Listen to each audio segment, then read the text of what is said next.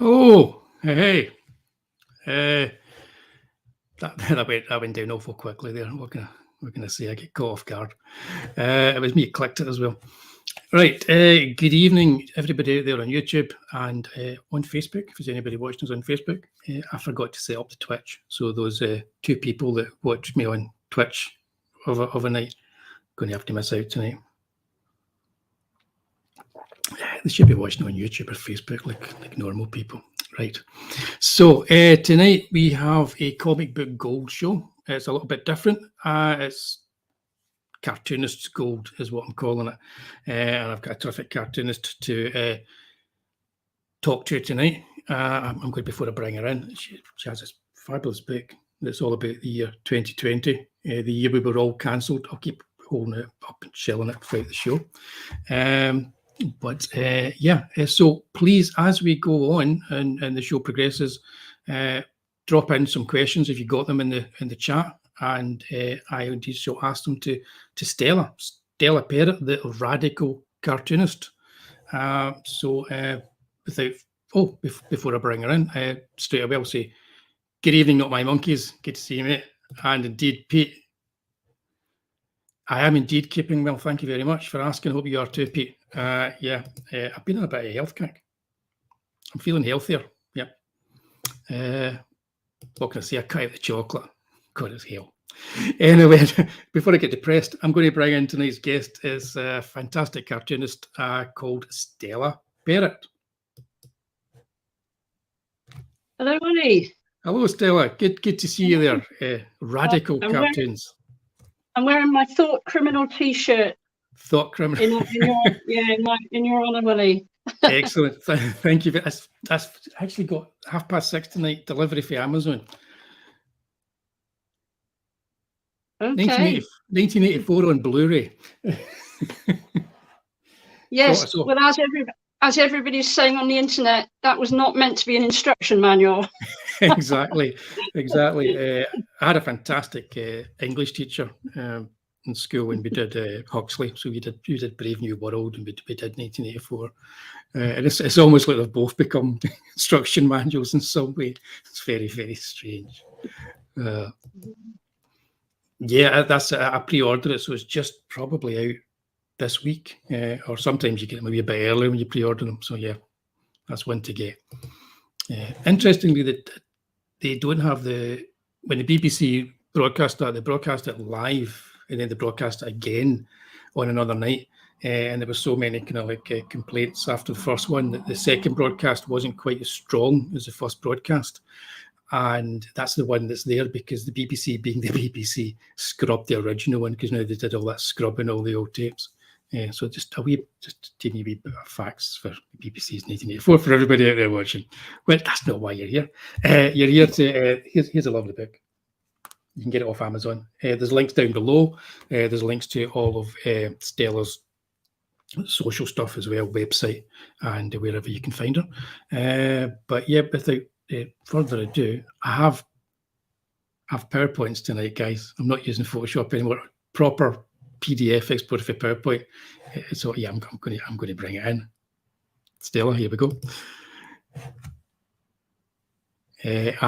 So I'll be using this throughout the evening.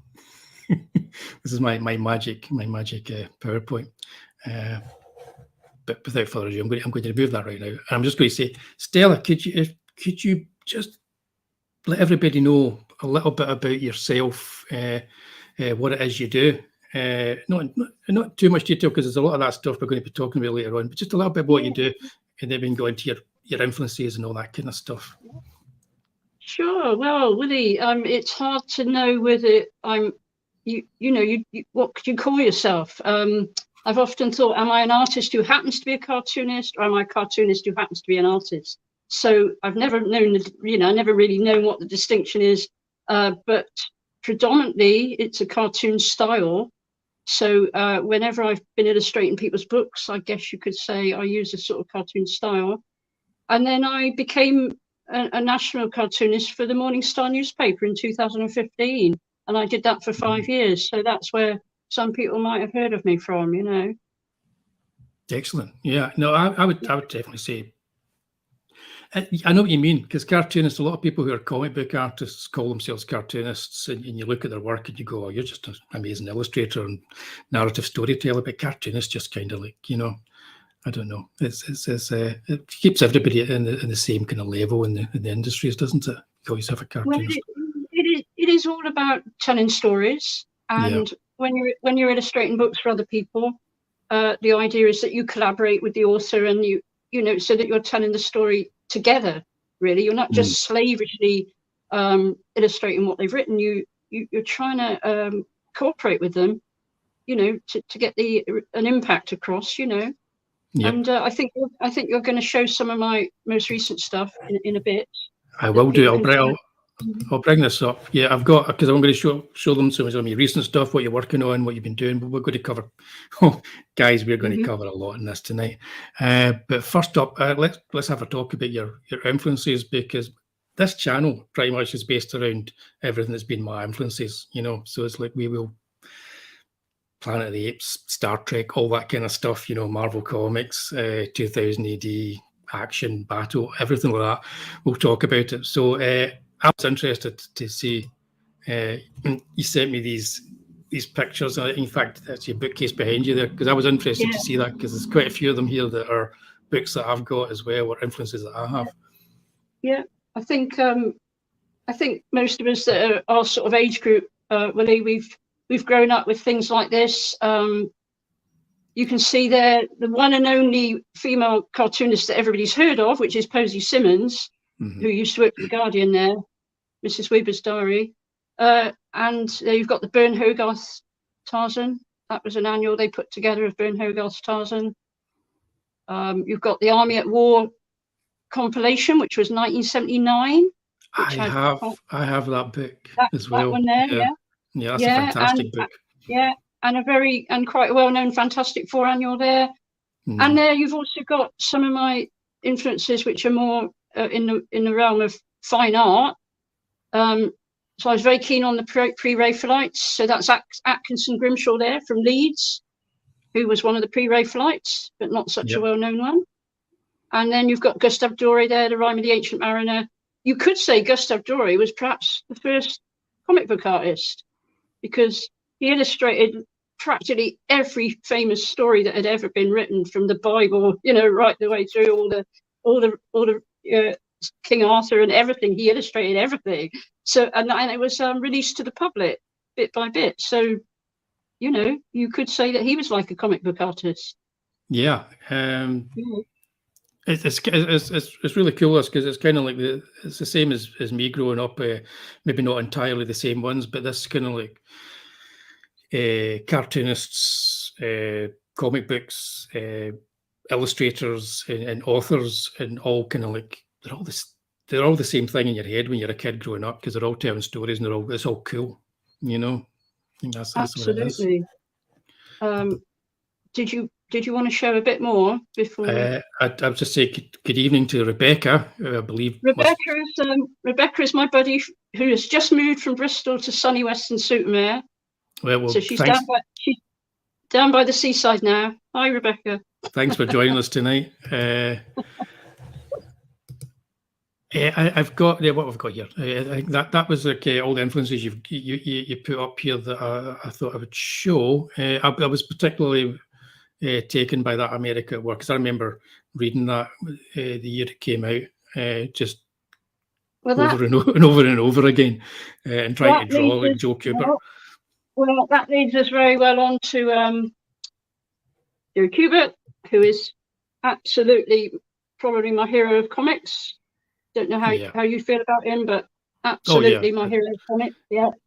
And when I was about 16, 17 years old, he actually opened his school for cartoonists, you know, over in America. And I just wanted to go there, but knew you'd never have the chance. You know, I don't know how you felt about it, but the Joe Kubert School of Comic Book Art. Yeah. That's it. You used to see the advert for it in comic books and think to yourself, wow, how do you do that? And so when I was young, I grew up on the annuals that you used to get annuals every Christmas. And this is an early Tarzan annual. I think this is 1978. And I always regretted that they didn't credit the artists. You never knew who the artists were in those, but they were brilliant, some beautiful artwork in them. And then Joe Kubert then did Tarzan himself. And this is the first issue of Joe Kubert's Tarzan. Excellent. And so yeah, I was always interested in the legend of Tarzan. There was something about it. I think when you're a bit of a loner as a child, you know, when you bullied at school and all that sort of thing, I think Tarzan is something you gravitate towards because, you know, he's out there in the jungle and he's, you know what I mean, completely on his own, self-sufficient. You know, all the animals. It's a sort of it's something you're sort of attracted to, you know. Yeah, it's also it's kind of exotic and alien at the same time as well when you're a kid. So it's got you tell any kind of story you want, and I think Burroughs did tell any kind of story he wanted to with a Tarzan book, you know. I think westerns are a bit like that as well. I always say westerns tell every story going, you know. They're just tied up like a western. But yeah, I just don't know where to start with this because I've got hundreds of influences really, so it's difficult to know where to start, you know. So I don't know if you want to kind of lead it into it. I noticed, like, because I did notice Bernie Wrightson was somebody that you mentioned on your website as an influence as well. Yeah, if we're looking at the modern day ones, well, we could go from the modern day backwards in time. I mean, people like Mobius. Yeah, Mobius as well. Bernie Wrightson, who obviously did Swamp Thing, the early Swamp Thing comics. Mike Mignola, everybody knows Mike Mignola, and we've all heard of Hellboy, but he also did. He's done loads of comics. You know, you just don't know where to start with this. But then going back in time from there, I have just got so many influences. It's hard to know. It's really hard to know where to start. I'm always going to pull them out at random, actually, Wullie, because I don't know what else to do. So this is an early British comic. This is in the 70s, and this is like an Art Nouveau comic almost. The artwork in it was absolutely stunning. Although it was called Dracula, it wasn't really anything about Dracula. Yeah, I remember seeing either ads or something for that comic, but I never had it. I don't know, maybe Pete in the chat, there's a good likelihood he might have had that. But yeah, I always remember. Beautiful artwork. You know, I'm just trying to pick a page at random to show you out of here. It's like a bit like Conan the Barbarian art there. I mean, isn't that amazing? Yeah, And that's cool. and it's really like Aubrey Beardsley sort of thing, you know, in comics. Yeah. So the one you've got up on the screen there is Foundation, which is the Review of British Science Fiction. It's now, I think it's just now called the Review of Science Fiction. And that was, I'm trying to see when that was 1989, that one. Here it is. Oh, you got it there. There we go. Yeah, I've got it here, yeah. Cool. And yeah. that was the only one of those that I ever did the cover for. But yeah, I was very thrilled to do a cover for that. It was a prestigious thing to be in, you know. Oh yeah, yeah. Because I remember Foundation. Yeah. And the idea of that little thing is it's an apocalypse, after the apocalypse picture. It's a little robot window cleaner going up and down the tower blocks, the glass tower blocks. Right. Yeah. And so he carries on working forever and ever after all the people are gone, you know. Yeah. So he's got his solar cells on his back, and he's squirting. He condenses water out of the atmosphere, and he squirts the water onto the glass, and then his little feet polish it, you know. So he's like, yeah. It was that. It's an apocalypse picture. Yeah, that's such a cool idea, that. But yeah, you use, or you did use, I don't know if you still do, but you used rotaring pens. I did when I started, yeah. Old school rotaring pens. Oh, they were murder, weren't they? But yeah, well, I had the Staedtler ones because our art teacher told us that the Staedtler ones were more stable. I don't know if that was true or not. Right. I think the reason we were using them was because we got taught in school, for a start. If you did technical drawing, rotaring was a thing, and also we were told that the ink was good. It was for reproduction. The ink you used with rotaring pens was supposed to be very good for reproduction, and it was, you know, because quite honestly, the things I use today, I like them. I like them as pens, which are Faber-Castells. Oh yeah, the pens. Yeah, I like them. I like them. They're lovely. But they're not brilliant. You can't photograph them and get a really good reproduction. You have to do a little bit of messing about on the computer if you're sending a picture off to somebody, you know, to be reproduced. The ink quality isn't as good as the old-fashioned pens used to be, you know. Yeah, because we used to be rotaring pens and a brush with a India ink. And that's what we would use, back in the day. And that's why they had to work in proper studios, because it was messy for a start. You know, if you had one person doing the penciling and another person doing the inking, another person doing the painting, you needed a lot of space, a lot of drawing boards, and a lot of, you know, room for all the equipment and the ink and everything. Exactly. I'm going to do some more traditional work, but I've been digital for years, fully digital for years. I seen is it pitch? It's pitch black there. It was not quite pitch black here yet, monkeys, but it's no, and it's still quite light out here in Bristol. Yeah, but it's actually the window. It looks a bit just exactly right on the screen there. So yeah, so I've got. Let's go back in here. Yeah, I've got some of your book covers. Things that's what I'm. That's what I'm sitting in front of at the moment. And these are all. I mean, this is just a fraction of what I've done. So to the left of the screen are the things that are from further back in time, sort of 1980s and 90s. And then on the right, you've got a couple of books there which are very, very recent. So Democracy Under Siege there is by a sociologist called Frank Furedi, who's fairly well known. Yes. And the one underneath that is a textbook of local English history. And I've done a lot of cartoons in that book there. And so it's very, very varied. You know, whatever people ask me to do, if I like the sound of it and I get on well with them, I'll just do it. You know. Excellent. Yeah, and of course the wee bunny book is Scottish superhero bunnies. Yeah. I can't. They might all fall down if I start messing with it. No, don't.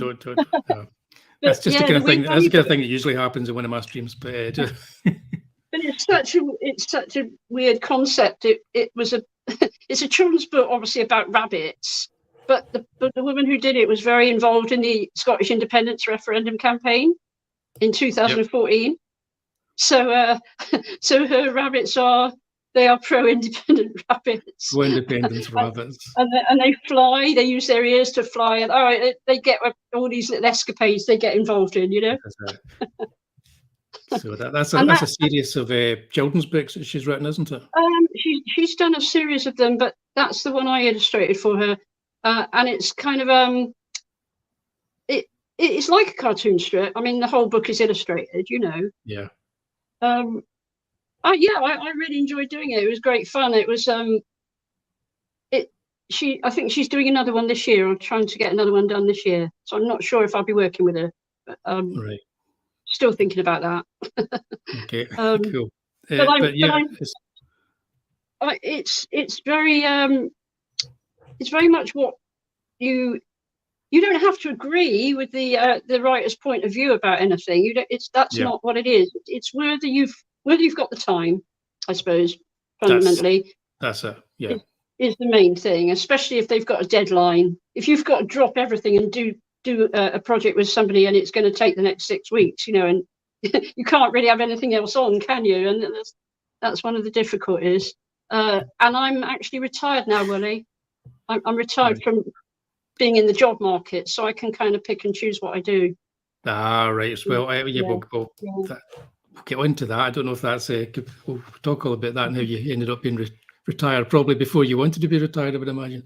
That's right, because I was cancelled. We can talk about that as well if you like. We can indeed. First of all, these are 3 more recent ones. I don't know if you want to tell people what you're working on just now.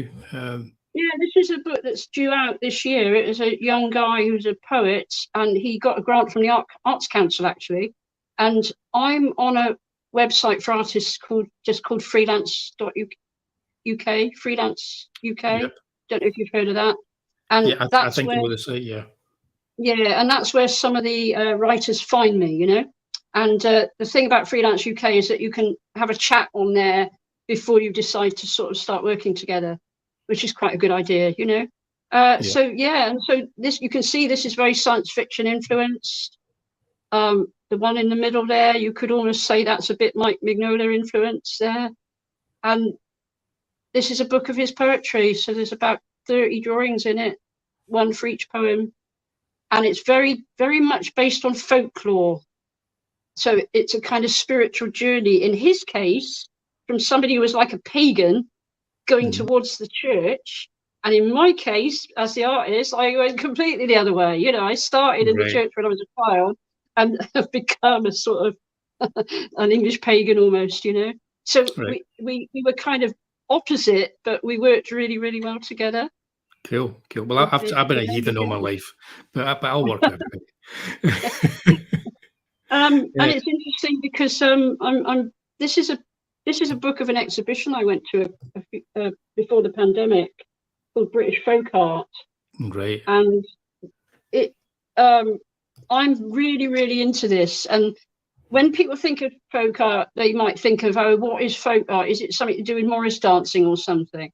But what you call British folk art, it ranges from things like the gypsy carnivals and fairground art, which is beautiful, coloured, like carnival heads, and you see all the lovely gear they have on fairgrounds, and the gypsy caravans, for example. It ranges from that right the way through to Napoleonic prisoners of war, and the beautiful embroidery and the carvings that they made when they were in prison in this country. So it's such a wide range, British folk art, and if you've never heard of it before, it's well worth googling and having a look.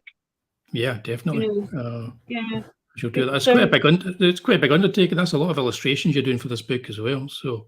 Oh, that took a while. Yeah, I think that took about 4 months altogether. Well, bouncing ideas backwards and forwards with the author, and I'm completely. I would do exactly what the author wants, Yeah. So if I produce something and they don't like it, I'm quite happy scrap it then, and we'll have another go, Yep. And I'm very, very free and easy when it comes to what they want is what matters, That's pretty much what you have to do when you're working with somebody. It's their stories, their book. It is, but with this guy, it was great because we just seemed to mesh. Our minds just seemed to mesh like that, And I was coming up with these ideas, and he absolutely loved it, although it wasn't what he would have thought of in the first place, you know. Right. Okay. Yeah. Cool. So Yeah. Pete's saying the first thing he makes him think of is Summer Isle. It was at that exhibition, which was amazing. Right. It's good being able to go back to exhibitions again, isn't it?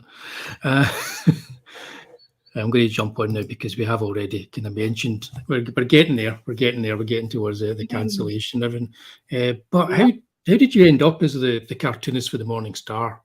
Well, the Morning Star, if anybody doesn't know, because there's maybe some people out there that don't know what the Morning Star is. Do you want to just quickly explain to people what the Morning Star is? Yeah, it's a very small circulation, about 20,000, but it is a national newspaper. It comes out every day, but it's kind of hard to find. If you go in the newsagent, you'd be lucky to see 1 or 2 copies, and that would be in a big W.H. Smith's, you know. So W.H. Smith's do stock it, but there's, like I say, you'd have to be in there at 7:30 in the morning to see if you could get a copy.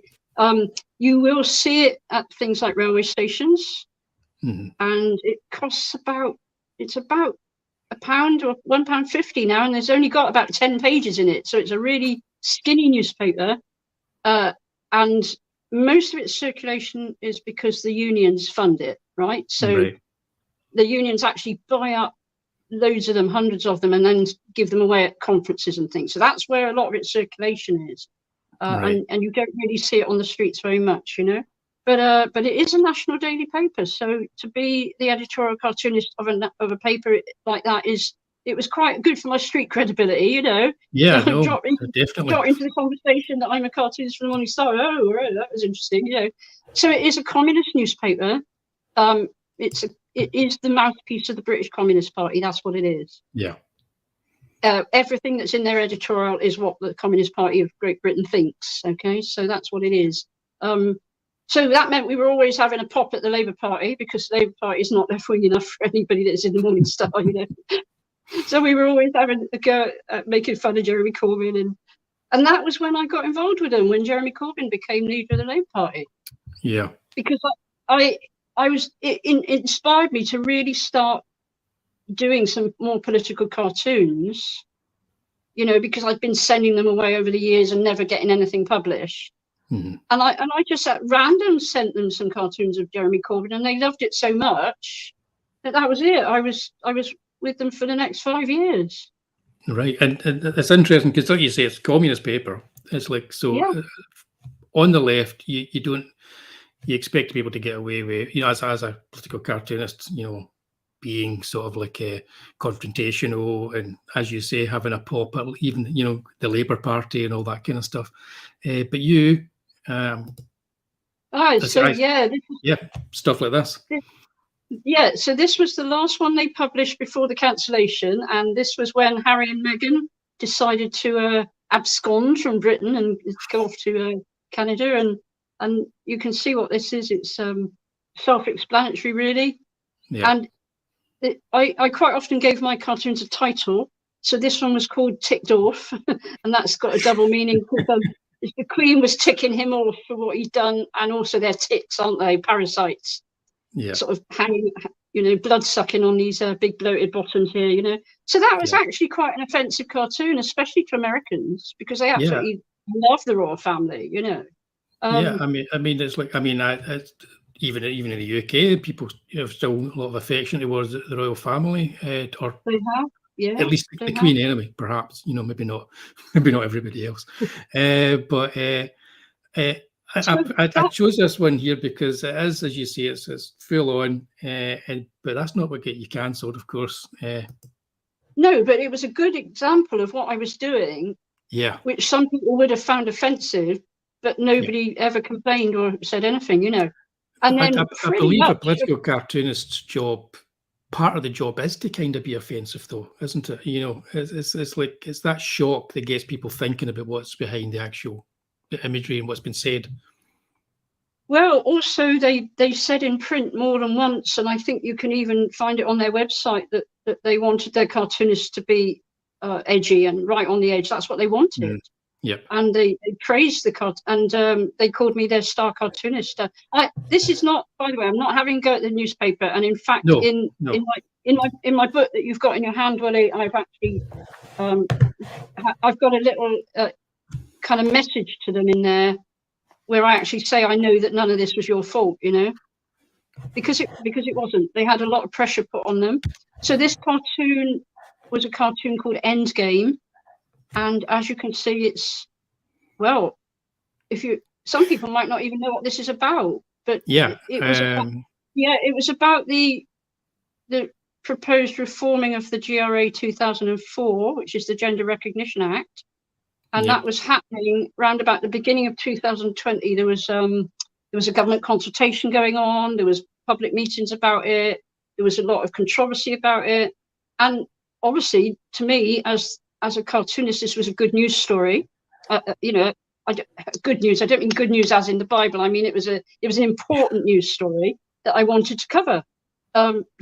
So this shows a predator, obviously in the form of a crocodile, coming into a little pond with some little newts in it, and that was representing where they're saying you can't come into our safe space. That was actually representing a genuine women's safe space, which is women's only swimming sessions.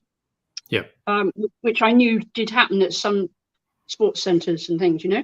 So it was like an illustration of a real thing.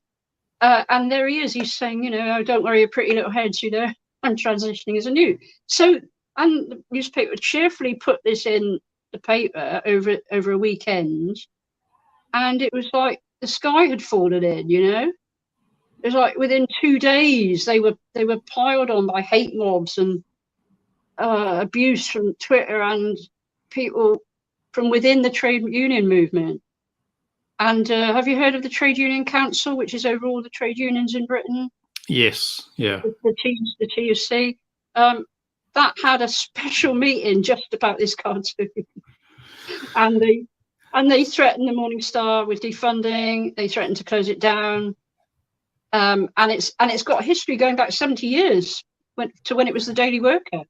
Yeah. You know, this is a long established newspaper. And yeah, it was threatened with closure. That had never happened before in its whole history, you know, because of this cartoon. And I can laugh about it now. But of course, what they were forced to do was apologise, retract, apologise for printing it, cancel me, promise never to use me again, you know. And what happened was that they did it without consulting me as well. I didn't find out it happened until somebody had came up to me at work and told me about it. Yeah, it's shocking. I mean, it was big.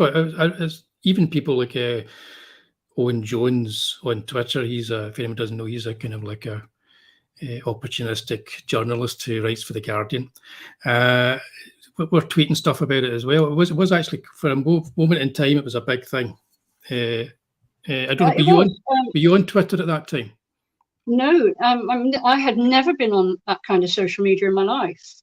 But because I wasn't on there myself, what that meant was that the people who were piling onto the Morning Star started looking for people who were professionally associated with me. Mm-hmm. So I actually had friends who were harassed and abused on Twitter, not because of anything they'd done, but because they were associated with me. And I had friends who had to come off Twitter because of it. Yeah, which is absolutely awful. So it had repercussions out into the real world. People at local level campaigned to have me chucked out of my union at work, and I was actually a union rep as well at work. So they threatened to, I was going to be chucked out of the union. And we were right at the beginning of the pandemic then. Right at the beginning, we were just being told there was going to be a lockdown, and we all had to work from home. And I just said to people, rather than drag you into what would turn into a national scandal, which would drag my work colleagues into it, my managers at work, my union colleagues at work, I said, I'm just going to take early retirement. So I cut my losses and left work, Yeah.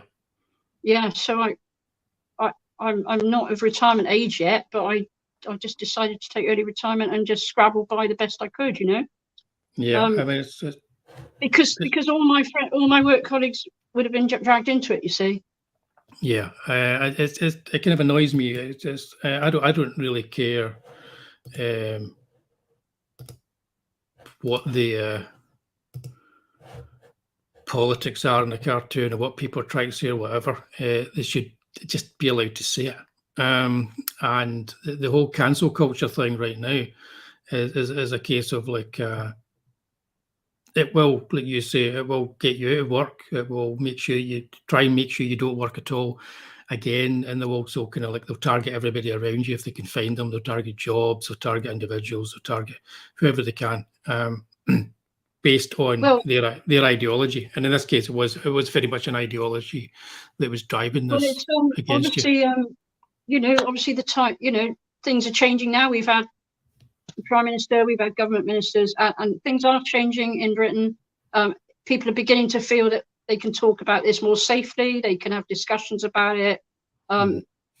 Things are definitely a bit better now with this particular issue. But to me, I mean, it was a big shock, you know, Wullie, because all these other cartoons I've been doing, which were equally offensive in many ways, if you know what I mean, to different people. We'll look at a few more of your cartoons. We'll see some. We'll see some real offence, ladies and gentlemen. Have you been? Have you been mining my website? Have you really? Yeah, I have indeed. I'm having fun. I've been right-clicking, copying, and pasting. So I mean, again, here's an example of what you've been doing. Yeah, this is on a web. This is on a news website called uncancelled.co.uk, which is sadly not operating really at the moment. That's mainly because the guy that runs it is very ill, so he kind of drops in and out of running the site, you know. But if you go on that site and look at the Cartoonist tab, you'll see all my political cartoons going back over the last year. So there's a lot of up-to-date cartoons on there, and that is the one about the civil service COVID parties, you know, with a little family of coronaviruses sitting watching the telly there, you know. Yeah, I've also got. I like this one. Sort of like your middle class student protesters. Yeah, that's his mum and dad's posh house that he's took his laundry home, you know. His mates say, "Why aren't you at the protests?" Yeah, because one of the things is very much what happened to you is all based around the identity politics, and the fact that that seems to have taken a grip of everything really, and you have to be on the same way of thinking of the people that have kind of like, you know, taken that on board. And one of the things I noticed over the years is that class as an idea. And the class system just seems it's almost like it's forgotten about now, or just not talked about, because we're talking about identity politics, and even like protests and everything. It all seems to be middle class and upper middle class related these days. Is that kind of like, yeah? Well, I think you've hit on something there, that people have a very narrow view of what they can and can't talk about, or and that has also impacted on humour and satire, because people don't have a wide-ranging view of society anymore. They have a very narrow view of it. So I'm just going to hold us up at random a few of my favourite cartoonists from the past. Yeah, so I'll big you up. Thirlwell. People think of Thirlwell as just little girls on ponies, but Thirlwell was a real social commentator, and he did a lot of class-based cartoons, you know. So Thirlwell, and this is Matt from the. Is Matt on the Telegraph? Yeah, Matt from the Daily Telegraph. And he was the pocket cartoonist on the front page of the Telegraph. And there are many people like myself who used to pick up the Telegraph purely just to see the Matt cartoons. And again, having a go at things right across society. You know, you should be able to laugh at everything. You should be able to have a go at everything. Yep. Because if you can't, it's not a democracy if you can't, is it? It just isn't a democracy if you can't. No, you're definitely right. So those were two cartoonists that I was really keen on. I have literally got a massive heap of things here, comics. I'm not quite sure where to start, like I said with you, but I'll show everybody um, the next cartoon that I cut and paste. but this is going back to Joe Kubert. Oh yeah, let's have a look at that cartoon first. So Yeah, that's the cartoon I did after David Amos was killed, and as his attacker has just been sentenced. This is really topical for you to show this cartoon this evening. Yeah, that would never have got published anywhere. So that was only published on my own website, and I put it up on social media, on Getter. But that's it. You know, I wouldn't even have actually thought of sending that off to anybody because I know nobody would have published it. yeah, that's the kind of thing. I saw that and I thought to myself, you wouldn't see that in a newspaper anymore. Whereas 10, 15 years ago, it would have been. You know, we would probably had variations of this idea from all different cartoonists. There was a time when you might have seen that in something like Viz. Yeah. But then Viz became woke, just like everything else, you know. So, what can you say? Guys, that civilization is officially ended when Viz became woke. Yeah. Well, so what are you going to show us there then for Joe Kubert? Oh, I was just going to mention another Joe Kubert, which was his Abraham Stone series. Oh, and yeah. This was very about class politics, because this was about the contrast between the sort of the gangsters and the city people, you know, with the young lad who comes in from the countryside, you know. So that was very, Joe Kubert was into that. And if I can, I haven't read that in a long time. That's one I need to dig out again. Now that you mentioned that. And I'm just trying to scrabble around here for some of the things I've got here. And here's a classic, which again some people will know about, which is Will Eisner. And I've seen a YouTuber talking about this book and saying it was the very first thing that he would call a graphic novel. So this is Will Eisner's Contract with God, 1978. But yeah, no, I mean, I think lots of artists, you could call them comic book artists way before that, obviously. Oh, you know. But there was a guy that thought Contract with God was his idea of the first graphic novel, you know. Yeah, it's whether it was or wasn't, it's a good read. The illustrations are amazing in it. This is Ronald Searle, and Ronald Searle is my idea of somebody who nowadays would be a comic book artist. The complete Molesworth, Nigel Molesworth books. Ronald Searle, the great Ronald Searle. So these were the kind of artists I grew up seeing, you know. And because I think I said earlier on, I was quite a loner at school, and I spent a lot of time on my own. And when you're in a big comprehensive school, luckily we had a library, a really good library. So I spent a lot of time in the library. And all the artists that were around at that time illustrating books for children and teenagers, people like, I've got a list so that I wouldn't forget, Charles Keeping, and Victor Ambrose, who people nowadays will know as the Time Team artist, the Time Team TV series. He's their artist. He does all those lovely reproductions of what life was like in prehistoric times. So Victor Ambrose, he was their artwork was absolutely everywhere. You know, so these are the artists I grew up with, you see. And this was the days before Photoshop and before marketing departments get rid of artists. Yeah, it's like, and obviously a lot of painters who their work would normally be in galleries, and they're quite well known. I mean, one of my favourites is Norman Rockwell. Now, Norman Rockwell did all the covers for an American magazine. Help me out, Wullie. What was it? Was it the Sunday or Saturday Evening Post, wasn't it? Something like that, yeah. So, and all the way through the Second World War, and but he also did a lot of ordinary book illustration, and this is called Dead End School, which was when, let me see if I can find the date when it was published. Gosh, is it going to give me the date? Sorry about this. This is 1968, this book. I was 8 years old when this came out. And this was about the American schools, they were segregated, and the whole thing about busing the Negro children into the white areas to integrate the schools. You know, so that's what that school was about. And that book was about, Dead End School. So Norman Rockwell didn't just do these big patriotic pictures, which he's known for. He's one of my favorite artists. I mean, you know, fantastic artist. You know, I think he's hugely influential indeed. As I'll just grab something. Hang on a second.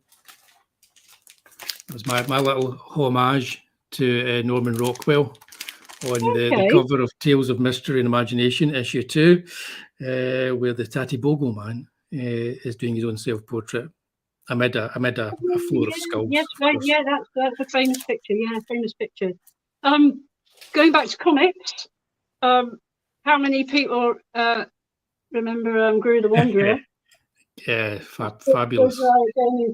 Sergio Aragonés Gru the Wanderer, and Gru the Wanderer started off in Mad Magazine, and Sergio Aragonés drew Gru the Wanderer in these tiny little drawings all the way around the edges of the page. I don't know how many people remember that. And part of the fun of Mad Magazine was turning the page to see all the little Gru the Wanderer cartoons all around the edges. You know. Yeah, I mean. Sergio Aragonés and Don Martin to me, because I used to get their books as well, because you got the little paperback books where they brought together all their work. That's like flashbacks when I see that. I mean, in terms of like modern comics, there are just, it's like where to start really. This is a comic called Silver Heels. What's a comic called Silver Heels? Yep. I've got a tendency to pick comics up purely for the artwork.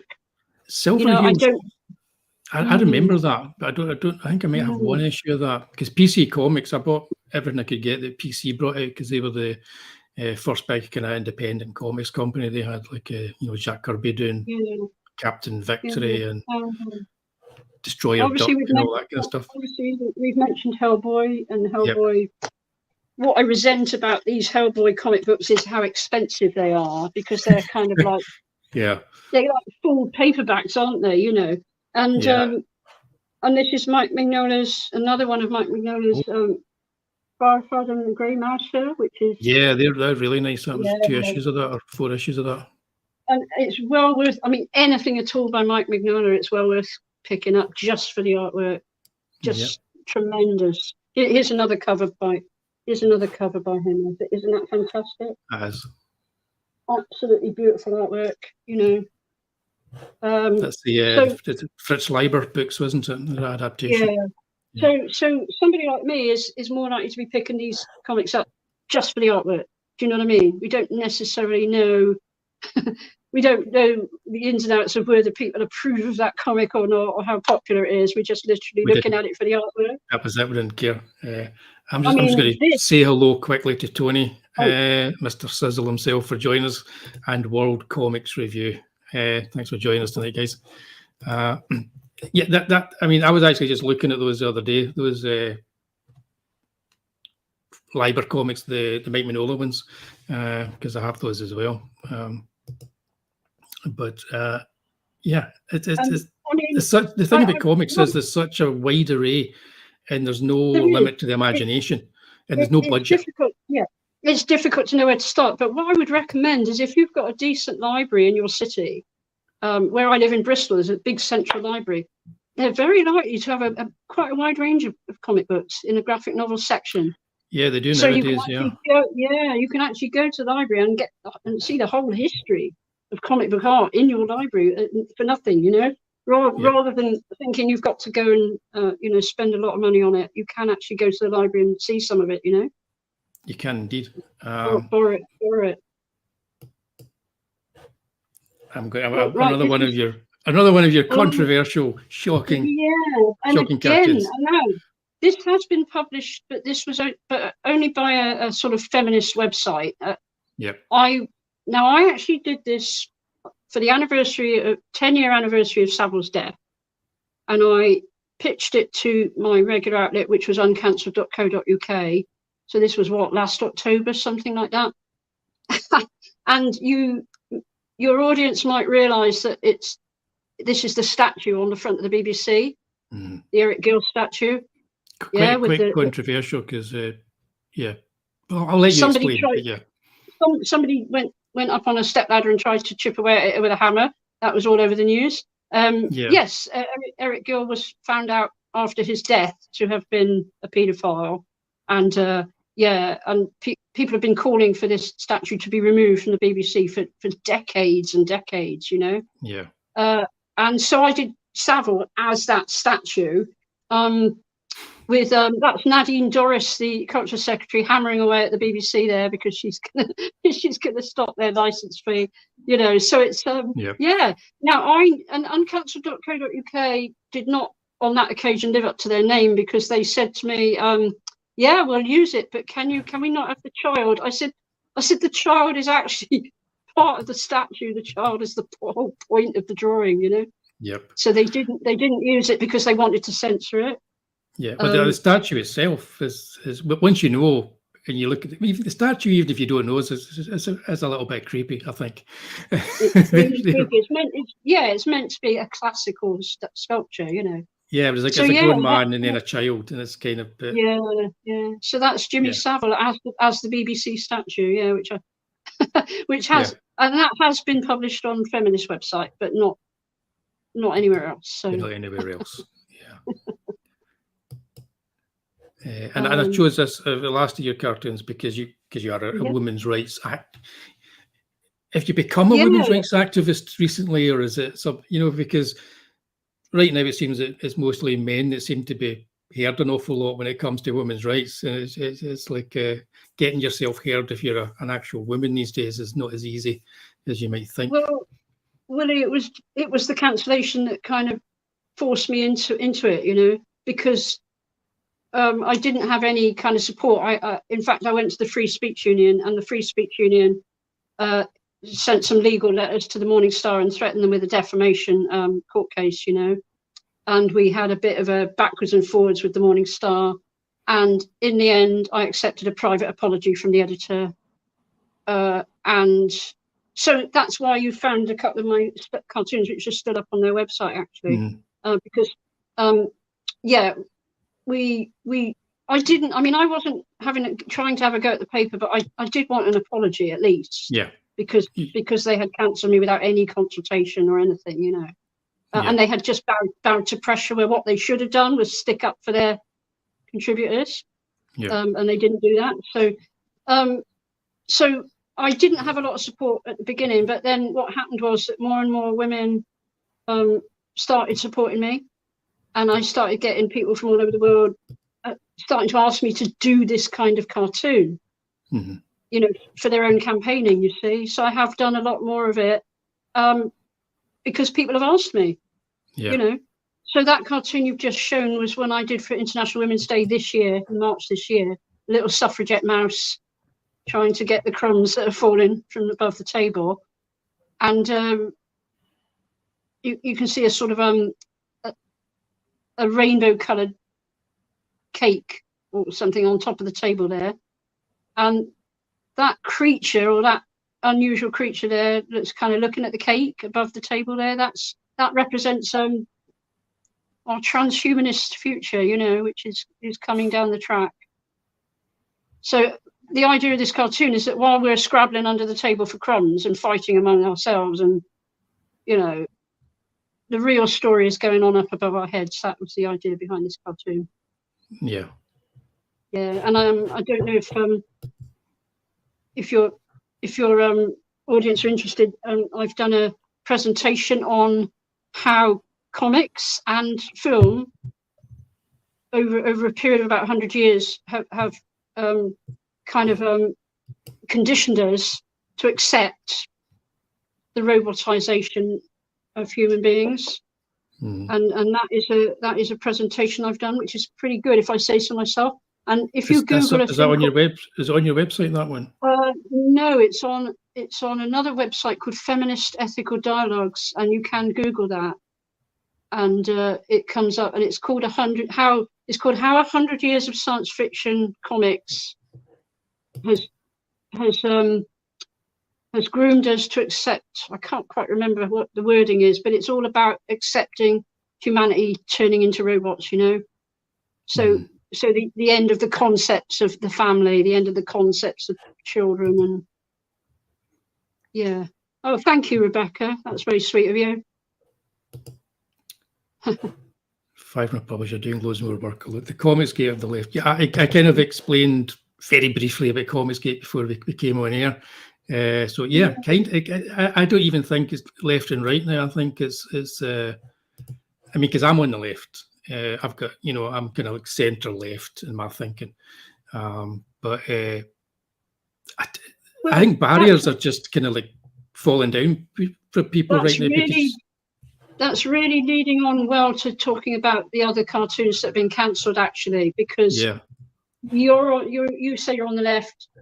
I would probably say I'm on the left, but I take my influences from a wide range of, you know, across the political sphere. So you have to do that when you're a political cartoonist. Have you ever done the political compass?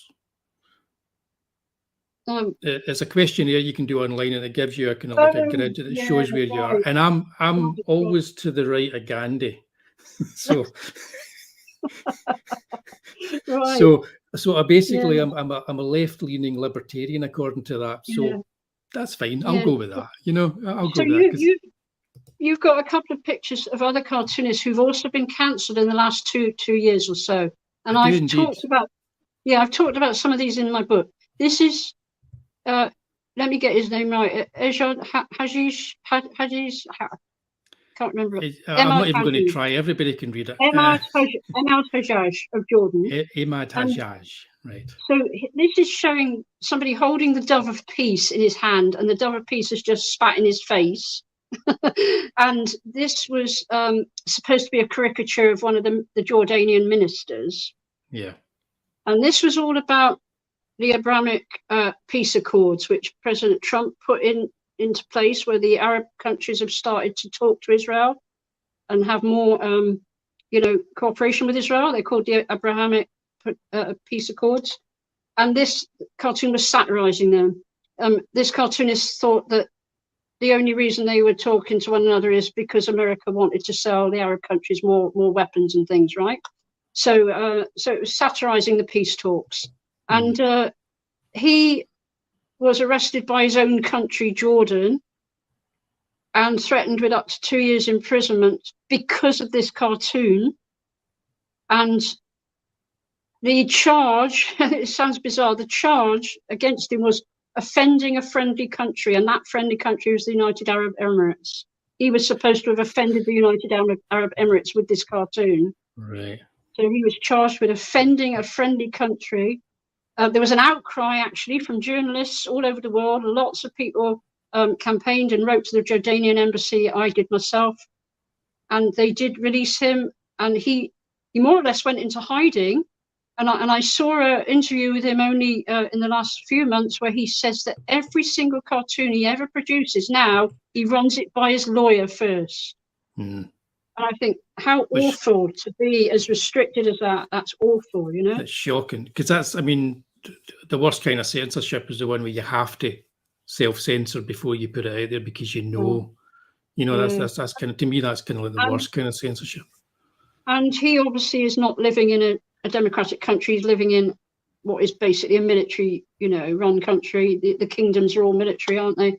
But he's not the only one. We've had cartoonists from France and Australia. I think you've got a couple. This is Xavier Gorsay, who worked for a paper in France, and he'd been with them for 20, 30 years or more. He was their regular cartoonist.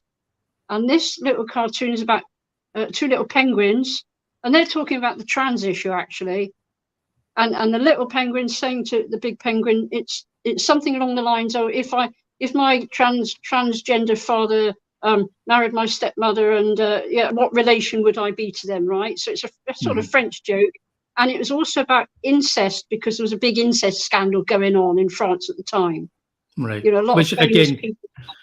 Again, a lot of people, what you don't realise, or when people complain all the time, they don't realise that these cartoons are very specific Yeah. when they're put together in the mind of a cartoonist, and they can have more than one meaning. They can be, looking at something wider, but at the same time being specific, which is the case here.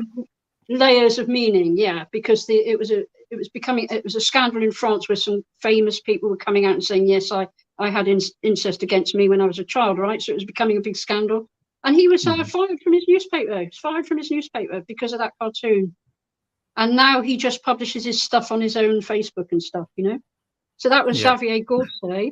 And he's a very good cartoonist as well. Yeah, and the next one is Michael Leunig from Australia, fired from a newspaper called The Age. And this is a coronavirus cartoon where he compared, obviously, the jib jabs to the Tiananmen Square with the famous picture of the man standing in front of the tank. Fired from his newspaper for this cartoon. And you just think, where are we in the world that you can't have satire, that you can't do a drawing about such an important thing that's happening, in the world. It's it's nuts. And again, it's what we were saying. It's the old Voltaire thing. But you may not even agree with what people are saying, but you die to make sure that they were able to say it. And I think when it comes to political cartoonists, especially, it doesn't really matter. You just let them say it. I'm of that mind. You just let them say it. Exactly. And I think it's the New York Times. I mentioned in my book, I've got a little section in my book called Cancelled Cartoonist Club, which I'm actually quite pleased to be a member of, actually, because all these other amazing cartoonists are in it. And the New York Times had a big anti-Semitism row where people were accusing one of their cartoons of being anti-Semitic.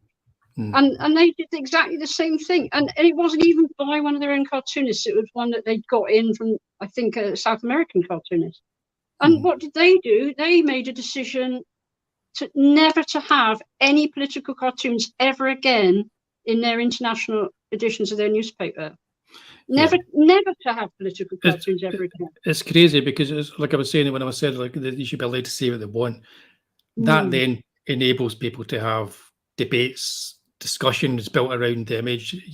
People get involved in actually looking at the issues of the day. What's happening here is, but these kind of cancellations, it's like the issues of the day don't get talked about because you have to zip it. Well, the most important thing about cartooning is that cartoons reach people who don't necessarily speak your language. So say look at a country like America, and it's a melting pot, right? There's people who live there from all over the world. English might not be their first language, but they see a cartoon in a national newspaper or magazine. They get the message of that cartoon without even understanding, what the characters are saying. They'll probably get it. That's where people in power really don't like political cartoons. They really don't like them because we've got this big reach where we can instantly, and that, funny enough, is the explanation for why the cartoon I did, which a lot of people just think is a perfectly legitimate comment on what was going on, and a little crocodile, little newts, cute little animals. What is there to be offended about? It's a legitimate comment, but it's the fact that it was immediate. It was the fact it was cute little animals. I mean, my theory is that it takes people back to their childhood, to where they were reading comics. So they see a political cartoon and they revert back to this childlike state, and that's what causes them to be upset and offended or angry. I think that's the only explanation I can come up with. But that proves the power of the cartoon.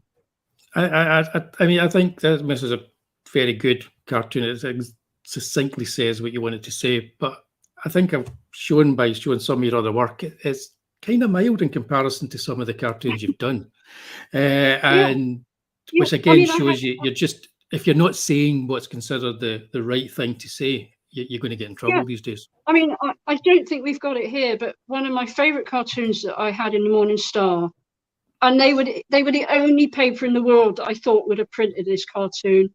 It was showing two things. Brexit was one of the issues. The other issue was the muggings, the knife crime that goes on in London. And at the time, there was a spate of motorcycle gangs on scooters, right?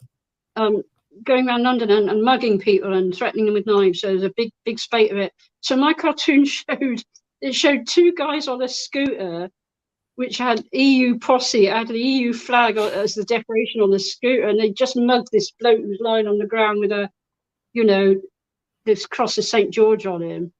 And they were just saying, so this is how it works, you know, you give us all your money and we keep on beating you up, or something like that, you know. They were the only newspaper that would have possibly have printed something like that. Yep. Because it was making fun of a really not a very nice subject, you know, all the knife crime in London, and equating it with how the EU were treating Britain. Yep. And if people think that's an odd cartoon for the Morning Star, don't forget that the far left position was always against the EU. Yeah, yeah, so, yeah. Hence dare I say it, the hypocrisy of Jeremy Corbyn. But yeah, hail there to Wise Guys. Thanks for joining us, Wise Guys Entertainment. Yeah. It was a mystery to me why that one cartoon, except for the fact that it was about that issue that nobody was allowed to talk about at the time.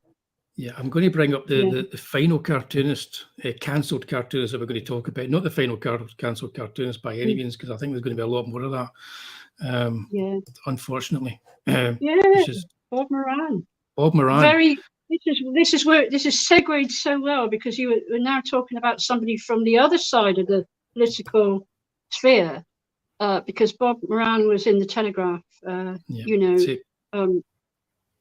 Can we say hello to Bill? Yeah, hello, Bill. Bill is somebody who I've got to know over the last couple of years on social media. He's a great artist. He does beautiful woodcut illustrations, and he's worked over many years for loads of magazines like the Radio Times. And so, yeah, he's got his own website. If people want to go and look him up. Excellent. I will definitely check that out. Thanks for joining us, Bill. Bigging you up, Bill. Totally right in what you say there. But so as you were saying, Bob Moran. Yeah, he's on the conservative side of the political divide, and he was chugging along quite happily at the Daily Telegraph until I think it was late last year, and all of a sudden, for some reason, they took against what he was doing, and he's had to leave them. And what he's doing now is he's taken up with a fairly right-wing organization in America, you know, Journalists for Democracy or something along those lines. And they are literally funding him. They are literally paying him to help him create his cartoons, and they're being put up on social media, and his own social media, of course. So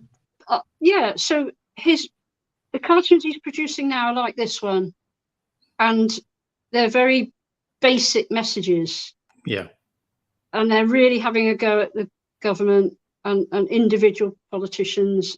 And I can't say that I like his cartoons. They are striking. A lot of people think he's absolutely wonderful. I find them a bit too simplistic, if you don't mind me saying so. We've all got our own views of it. How I work is with layers of meaning. And I find him a little bit. He did one a couple of weeks ago, really, showed Biden and somebody else and Boris Johnson standing on top of a massive heap of bodies, and pointing, and they were meant to be pointing at President Putin, and they were saying, "Oh, look, oh, bad man over there," or something. And it was such a. I'm not trying to be offensive, but it's kind of schoolboy humor. Yeah, no, I get what you're saying. And he's very young. He's a very good illustrator. This isn't even one of the best. He does some amazingly detailed, fabulous illustrations. He does. I'm absolutely not talking about his skills as an artist here. I'm just saying that in terms, I think it probably his age group. You know, he's grown up with the internet, and it's what we were saying earlier on. Younger people seem to have a narrower view of society and their place in society than maybe we did, and that's the freedom of speech issue that has caused that. Yeah, I think some of his pieces would be good propaganda posters, because like you say, they're just very much this one thing, and this is what it is. But it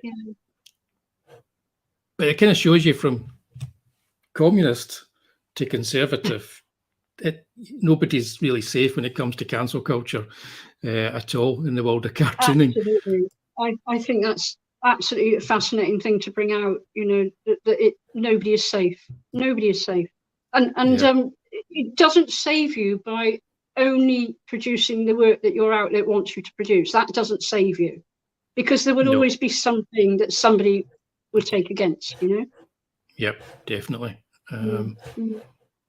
So yeah, I mean, it hasn't stopped me, as you can see, it hasn't stopped me drawing, and I've been regularly producing books for other people and illustrating books for people, and well, you seem to be surviving your cancellation as best you can. I mean, been forced to do it, but it's been a pleasure having you on the show and talking to you tonight, Stella. Thank you. This has been fun. Tell you what, Wullie, the whole idea of looking at people's influences, it is such a good idea. I don't know whether I'd be more than happy to come back on and talk with other people. If you wanted to do a webinar of some kind, I'd love to come back on and talk about comics and the history of comics. And that's totally something that we could do in the future. We did even just we do quite a few live streams. We're getting them up and running again at some point. But yeah, it's been a pleasure talking to you and hearing your story, which is nuts. It's amazing how one cartoon can ruin a career, almost. In your case, what it does, it catapults you into another kind of career. You know what I mean? It does. It forces you to do that. A whole new network of sort of people you didn't know from Adam. You find that you've got friends all over the world that you didn't know you had, actually. Yeah, so that is actually, before we go that, because that is quite interesting, because I say it's not a left-right thing. I say it's like it's coming from ideologies, and they might be more towards the left right now, but in a few months' time it might be one that's more towards the right. You can never tell. And cancel culture is something they're going to use if we're allowed to just let it carry on without any kind of pushback. Wullie, can I just do one light-hearted thing at the end? This is my mug I've got in my hand.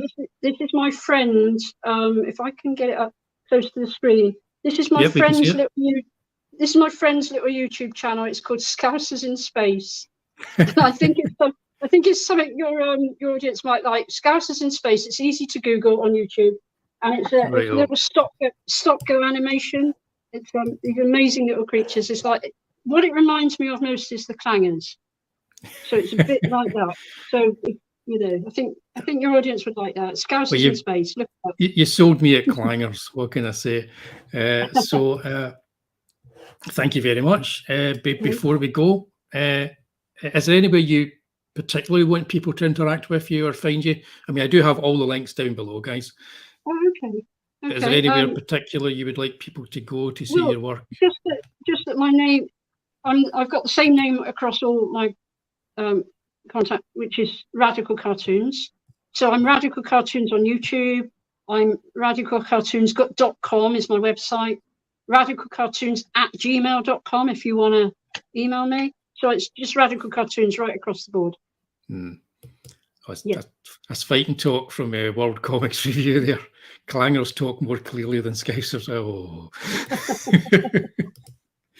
Right, excellent. So you'll find down below Radical Cartoons everywhere. There's also the link down below to sign up to Tales of Mystery, the Tatty Bogoman's Tales of Mystery and Imagination, which I'm getting people signed up for that right now. It's actually complete.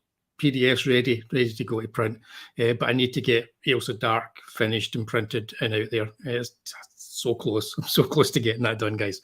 So if you click on that link as well, please, if you're new to the channel, it's not going to cost you anything to sign up to the mailing list, and you might like the campaign when it starts, especially if you like old school horror, like from the EC Comics and the Warren Comics kind of era. So thanks to everybody for joining us tonight in the chat. And you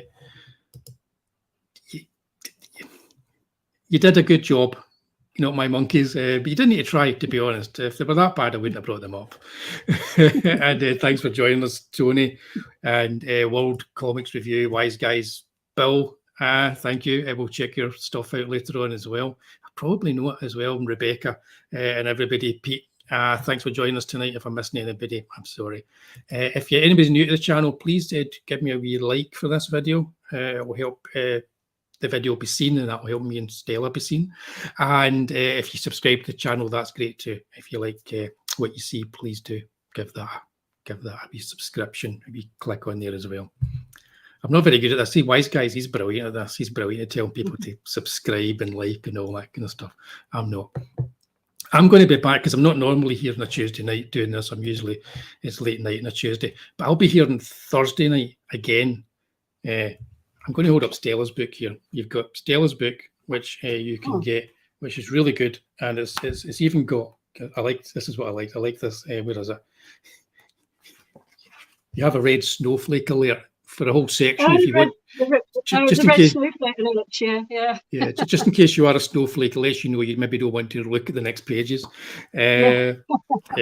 Exactly, Wise Guys. Please be sure and smash that like button. But I'll be here on Thursday night, the normal time, 8 o'clock.